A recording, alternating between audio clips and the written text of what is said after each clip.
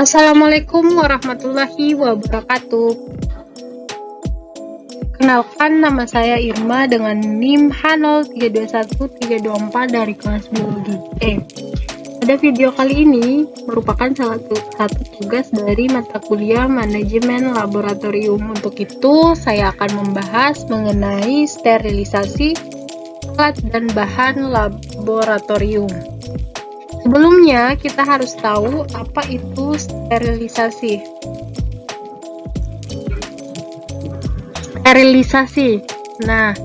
Sterilisasi adalah suatu cara untuk membebaskan suatu benda atau bahan dari semua jenis organisme hidup, utamanya mikroorganisme baik bentuk vegetatif maupun bentuk spora.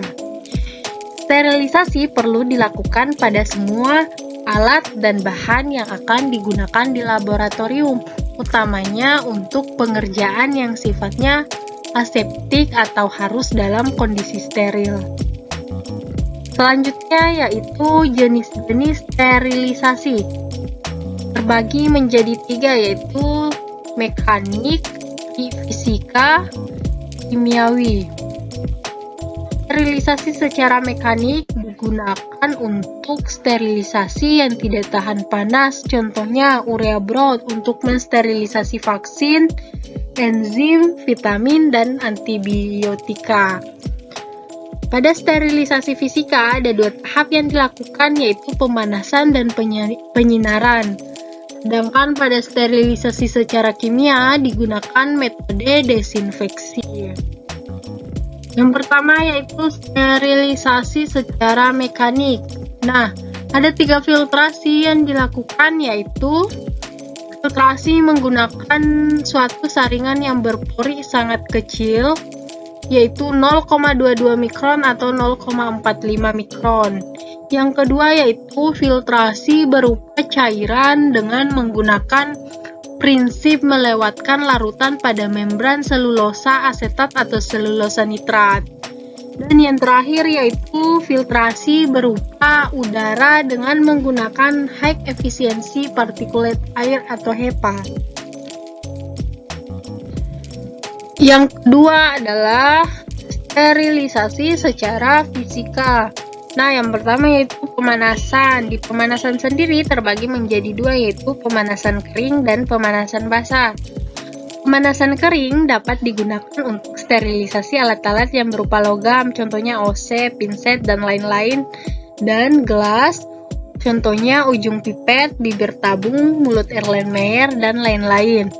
Pemanasan kering ada 4, yaitu dengan pemijaran, pembakaran, insinerator, dan hot air oven. Yang kedua yaitu pemanasan basah, yaitu pemanasan dengan tekanan tinggi, contohnya adalah dengan menggunakan autoclave.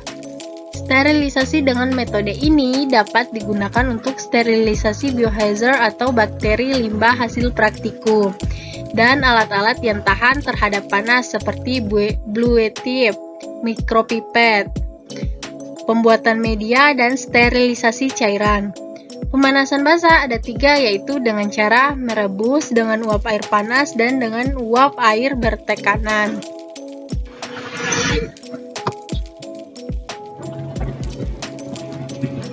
Dan selanjutnya yaitu penyinaran. Penyinaran sendiri ada namanya penyinaran yang dilakukan dengan cara radiasi. Radiasi ionisasi digunakan untuk mensterilisasi alat-alat berupa bahan plastik seperti kateter, plastik fluid, injeksi, atau sarung tangan sebelum digunakan. Jenis radiasi yang dapat digunakan misalnya sinar UV, sinar gamma, sinar X, dan sinar katoda atau elektron berkecepatan tinggi.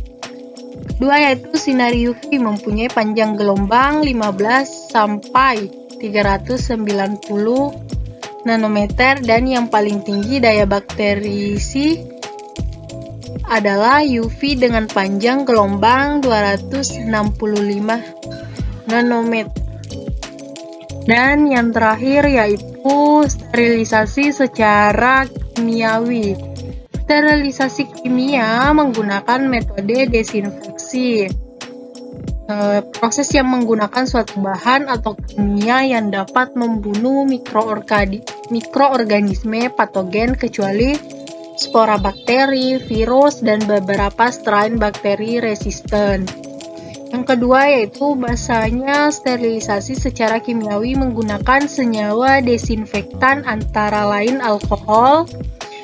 Pemilihan antiseptik terutama tergantung pada kebutuhan daripada tujuan tertentu serta efek yang dikehendaki. Zat kimia dapat dipakai untuk sterilisasi antara lain yaitu halogen atau senyawa klorin, iodium, alkohol, fenol, hidrogen, peroksida, zat warna ungu, kristal, derivat, akridin, rosanalin, deterjen, logam berat, aldehida, dan lain-lain. Selanjutnya yaitu perbedaan sterilisasi dengan desinfeksi. Sterilisasi didefinisikan sebagai upaya untuk membunuh mikroorganisme termasuk dalam bentuk spora.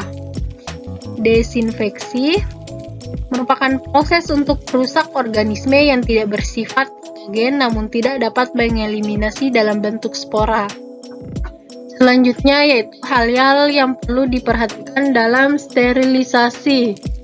Yang pertama, sterilisator atau alat untuk mensteril harus siap pakai, bersih, dan masih berfungsi. Yang kedua, peralatan yang akan disterilisasi harus dibungkus dan diberi label yang jelas dengan menyebutkan jenis peralatan, jumlah, dan tanggal pelaksanaan sterilisasi.